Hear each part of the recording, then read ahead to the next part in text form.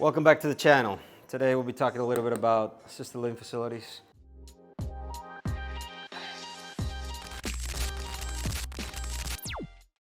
An asset we have acquired the first one 4 years ago, October 2021, whereas traditionally we had been focused on the multifamily asset class, apartment buildings throughout the country.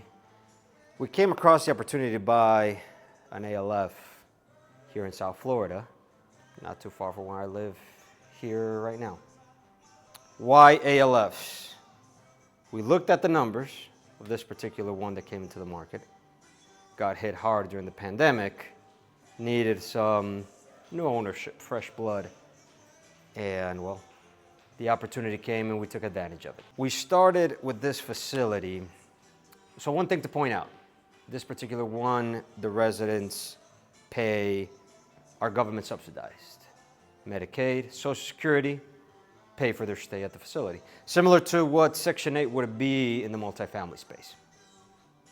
So when we started, here's to give some general numbers.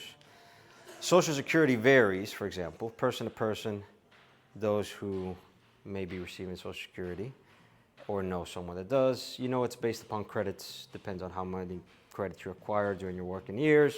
So you may receive more money or less in Social Security funds. And remember to hit that like, subscribe, and notification button and share with another investor entrepreneur you'd like to see prosper as well.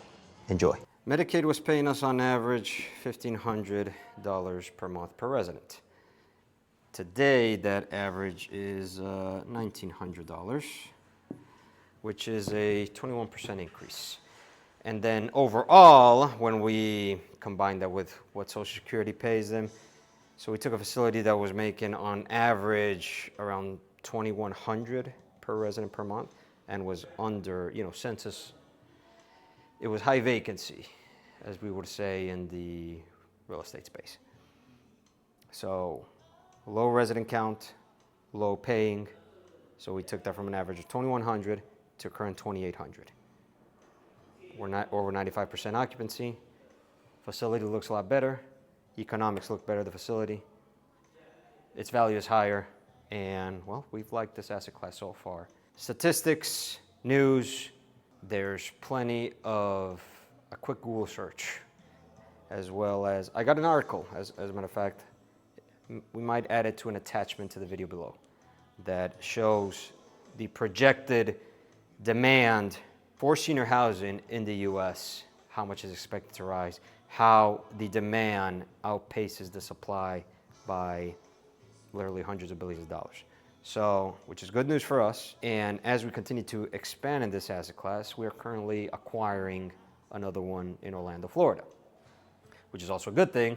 We're in the prime location for assisted living, for senior housing here in our home state of Florida. So the asset we're acquiring in Orlando, for example, we're buying for $12 million purchase price. Current average rents there are around $2,500 per month. Overstaffed. It is a facility that is overstaffed. Again, lower census, and there's a few more levers we can pull to increase revenue and decrease expenses. So what's special about this one is, again, there is the value add component that we look for in every real estate acquisition, where we come in and increase the valuation of the asset, which is what we look to do with every asset we acquire. So on a $12 million purchase price, we're raising $2.2 million from investors, giving them a 10% return on their money and a 30% equity stake in the asset itself for their investment. We charge no fees to the investors, no acquisition, asset management, etc. We make money when the investors make money. So why do we continue? Let me skip ahead or jump to, for example, questions I get with this asset class all the time.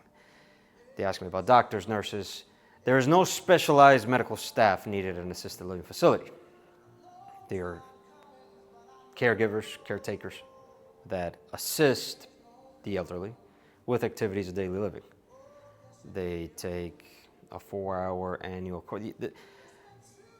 The medtechs, for example, are the only ones that have to take like a 4-hour annual course, because again, they're not prescribing nothing. They are assisting people with, hey, these are the medications you got to take these many times a day at these hours. That is it. That's a question I get a lot. Also, in terms of, what we have to deal with on the multifamily side with evictions, etc. We don't have that here. When we acquire a customer for the facility, a resident, they're pretty much there for life. They stay with us until they're no longer with us on this earth. So it is easy to maintain a client in this asset class. It is easy to keep a low churn, if you will, in this business, because once they're in, they typically stay.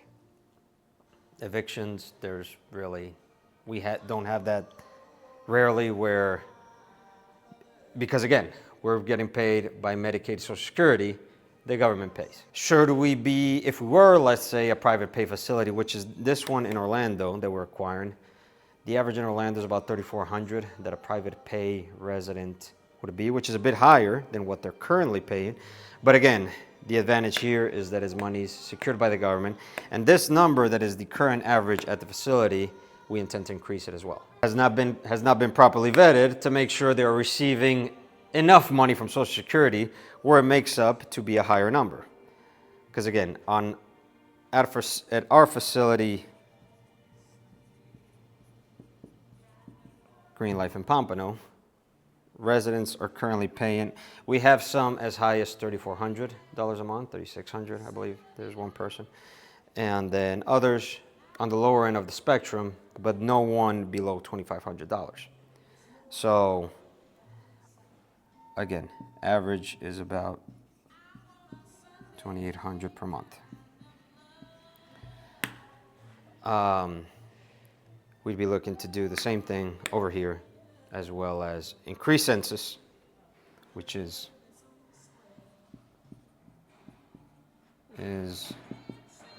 number of residents. Census is the number of residents. Thus, the more revenue generated for the facility and the better service we can provide to the residents. It is overstaffed, as I mentioned. We would be decreasing that expense and looking to be industry standard here, which is also different from what we have in apartment buildings, is between 65 to 70% of total revenue is spent on operating expenses.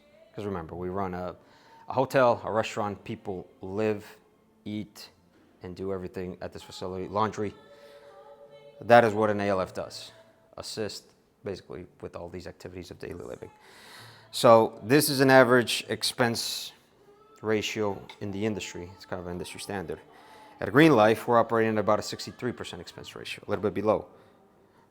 So we'd be looking to do that here as well with this facility in Orlando. So I have a full presentation that I did. There's a recording on the offering we're doing. Reach out, happy to share the link to whoever's interested. Again, we're giving investors 10% return on their money. And furthermore, but yeah, you have to reach out and we have to vet you first. So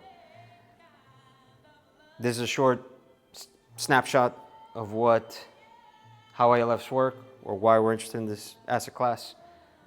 If you want to learn more, follow me, reach out.